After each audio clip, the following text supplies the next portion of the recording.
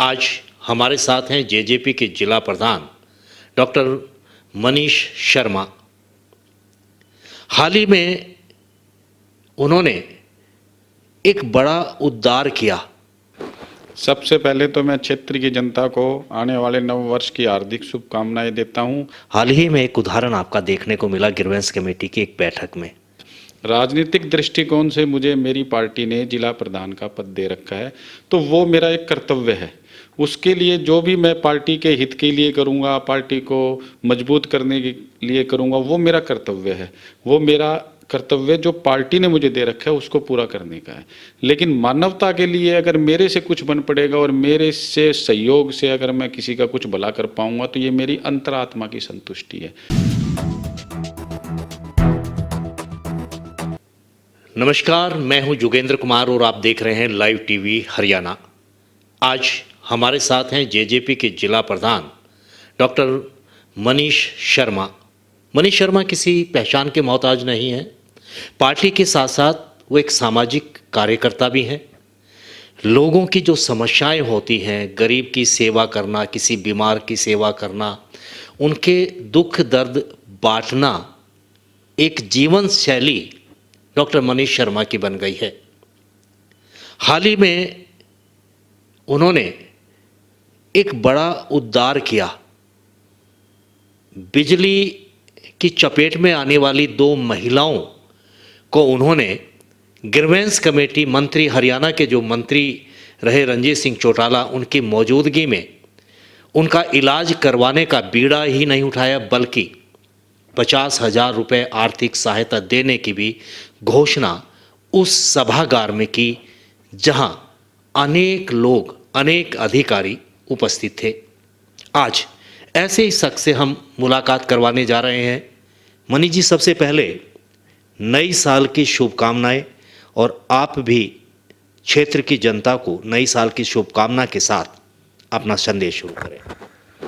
सबसे पहले तो मैं क्षेत्र की जनता को आने वाले नव वर्ष की हार्दिक शुभकामनाएं देता हूं। मैं भगवान से प्रार्थना करता हूं कि आने वाला नव वर्ष पूरे क्षेत्र की जनता के लिए नई उन्नति, नए रोजगार के साधन उत्पन्न करे, पूरा क्षेत्र खुशहाली से भरपूर रहे। मनीष जी, एक अहम जिम्मेदारी है जिला अध्यक्ष की। पार्टी की जिम्मेदारी के साथ साथ आपने एक जिम्मेदारी और उठाई है, ताकि लोगों की किसी न किसी रूप में आप सेवा कर सकें, जिन लोगों को सेवा की ज़रूरत है। हाल ही में एक उदाहरण आपका देखने को मिला ग्रीवेंस कमेटी की एक बैठक में। 2 गरीब महिलाएं जो झुलस गई थी बिजली से, आर्थिक मदद के लिए वो आई, आपने उनकी मदद करने का ऐलान किया। क्या मदद आपकी रही? देखिए जोगिंदर जी, मनुष्य का जीवन भगवान हमें देता है, तो एक तरीके से भगवान हमारे पुराने जन्मों में किए हुए कर्मों की प्राप्ति के आधार पे हमें नया जीवन देता है।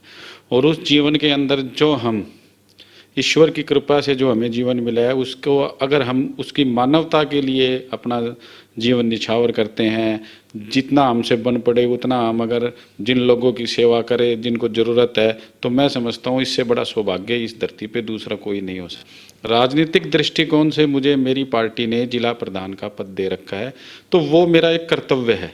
उसके लिए जो भी मैं पार्टी के हित के लिए करूंगा, पार्टी को मजबूत करने के लिए करूंगा, वो मेरा कर्तव्य है।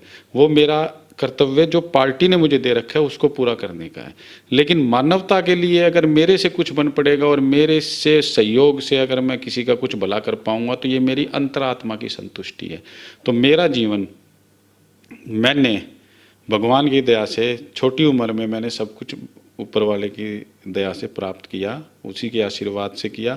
तो आने वाले भविष्य में मैंने यही सोचा कि अब इस जीवन को जितना उसने आपको दिया है भगवान ने, उसको उसका ऋण उतारने के लिए समाज के दबे कुचले लोगों को, ज़रूरतमंद लोगों को जितना मेरे से बन पड़े उतना मैं उनकी मदद करने की। ये घटना कैसे हुई अचानक, जो आपने आर्थिक सहायता की? हालांकि इससे पहले भी अनेक ऐसे अवसर आए जहां आपने किसी न किसी रूप में सहयोग किया, चाहे से वो बच्चों की पढ़ाई का रहा, गरीब बच्चों की शादियों का रहा, या किसी को आर्थिक तंगी के चलते कुछ ज़रूरत थी। तमाम ये मुद्दे रहे जिसमें आप समय समय पे लोगों की मदद करते आए। लेकिन अचानक इस तरह से ग्रीवेंस कमेटी में दो महिलाओं का आना और मानवता तक के नाते आपने अपना फर्ज निभाया, क्या घटना रही? ग्रीवेंस कमेटी की मीटिंग समाप्त हो चुकी थी। उसके बाद जो और फरियादी थे, मंत्री जी ने उन सबको अंदर बुलाया। इसी दौरान मैंने देखा कि दो महिलाएं, एक बुजुर्ग थी, एक थोड़ी जवान महिला थी, वो झुलसी हुई थी आग से। उनको सारे के सारे उनके परिजन या उनके रिश्तेदार को वो मंत्री जी के समक्ष लेके आए। तो उन्होंने मंत्री जी से गुहार की कि इस तरीके से हमारे घर के अंदर करंट लग गया और जिससे वो झुलस गई और उसकी सांस भी झुलस गई। तो मंत्री जी ने तुरंत प्रभाव से एक्शन लेते हुए 11,000 की जो लाइन उनके घर के ऊपर से जा रही थी उसको हटाने का तो उन्होंने आदेश कर दिया। लेकिन उन महिलाओं की एक बड़ी मुख्य समस्या थी। उन्होंने ये बोला कि जी अब मेरे 3 बच्चियाँ हैं। वो महिला बड़ी ही दयनीय हालत में थी। चलो वो ईश्वर की कृपा से उसके प्राण बच गए, लेकिन उसकी हालात ऐसे नहीं थे कि वो वहाँ तक पहुँचे। और उसका आदमी मजदूरी करके अपने बच्चों का पालन पोषण करता था। लेकिन अब वो महिला चूँकि बीमार हो गई, बिस्तर पे आ गई, उसकी सांस भी बिस्तर पे आ गई, तो उस आदमी को उसके बच्चों की और उनकी तीमारदारी करनी पड़ रही है, तो वो मजदूरी पे नहीं जा सकता। तो उन्होंने एक गुहार लगाई कि प्रशासन से जो हमें इलाज में मदद मिल रही है वो तो मिल रही है, लेकिन जीवन को आगे चलाने के लिए, बच्चों के खाने पीने की रोजी रोटी के लिए अब हम दर दर की ठोकरें खा रहे हैं, परेशान हैं। तो मंत्री जी ने एक मानवीय आधार के ऊपर पूरे सभागार में एक अपील की, मार्मिक अपील की कि भाई आप सब लोग, संपन्न लोग बैठे हैं, अफसर लोग बैठे हैं, तो अगर कोई संस्था से, कोई किसी तरीके से इस महिला का कोई जीवन यापन के लिए अगर कोई आर्थिक मदद हो सकती है तो वो करने की चेष्टा करें। तो मंत्री जी की ये अपील मेरे दिल को छू गई और उन महिलाओं की को देखते हुए मुझे ये एहसास हुआ कि मुझे इनकी मदद के लिए आगे आना चाहिए। तो मैंने मंत्री जी की अपील के ऊपर अपने आप को आगे प्रस्तुत किया कि मंत्री जी मैं इनकी 50,000 रुपये की आर्थिक सहायता जो इनके जीवन यापन के लिए, एम्बुलेंस के लिए भी आपने घोषणा? हाँ, मैंने उनको बोला कि 50,000 रुपये की आर्थिक सहायता जो इनके जीवन यापन के लिए अब जरूरी है इस वक्त, वो मैं प्रदान करवाऊंगा। और मेरे अस्पताल में अगर उनका इलाज संभव होगा तो मैं अपने हॉस्पिटल के अंदर उनका निःशुल्क इलाज करवाऊंगा। और अगर मेरे हॉस्पिटल में इस तरीके की इलाज की सुविधा नहीं बन पाएगी जिस स्तर पे उन्हें चाहिए, तो मैं मेरी एम्बुलेंस के द्वारा निःशुल्क उन्हें रोहतक पीजीआई भिजवाऊंगा और वहाँ उनकी इलाज की समुचित व्यवस्था करवाने का काम करूँगा। मनीष जी, ये तो एक मानवता तक की बात रही। कहा जाता है कि जन विकास वो किसी भी रूप में हो सकता है, व्यक्तिगत इंसान का हो या व्यवस्थाओं का हो, सड़कों का हो, शिक्षा का हो। आदमी जब राजनीति में आता है और सत्ता प्राप्ति कर लेता है तो बेहतर ढंग से कर पाता है। क्षेत्र की जनता भी ये चाहती है कि आप जेजेपी के जिलाध्यक्ष हैं, आप चुनाव मैदान में आए ताकि बेहतर क्षेत्र में विकास कार्य करवाएं, और आपकी तैयारी भी है। क्षेत्र की जनता ने आपको मौका दिया, हाईकमान ने आपको टिकट दी, तो किस तरह से इस क्षेत्र को नया रूप आप दे पाएंगे? देखिए, सबसे पहले तो हाईकमान अगर मुझे मौका देगा तो मैं पूर्णतः तैयार हूँ चुनाव लड़ने के लिए और क्षेत्र की जनता की सेवा करने के लिए। जिस प्रकार से क्षेत्र की जनता के जो मुख्य मुद्दे हैं, हालांकि सरकार हमारी गठबंधन में चल रही है, पिछले 9 साल से बीजेपी का शासन था, पिछले 4 साल 2 महीने से हम गठबंधन में बीजेपी के साझेदार होकर सरकार चला रहे हैं।